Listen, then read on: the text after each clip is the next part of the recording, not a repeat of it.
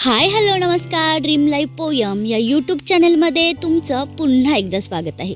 आजच्या कवितेचं नाव आहे जग कसं अजब आहे.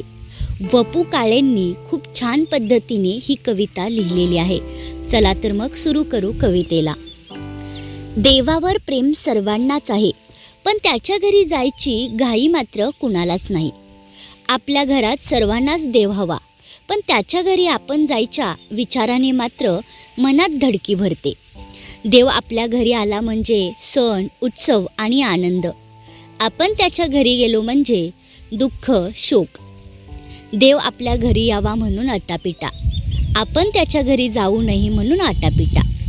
देवाघरून येणं म्हणजे जन्म, देवाघरी जाणं म्हणजे मृत्यू. दोन्ही अटळ आहे, पण ह्यामधली जी गंमत आहे त्यालाच आयुष्य म्हणतात. त्यालाच आयुष्य म्हणतात.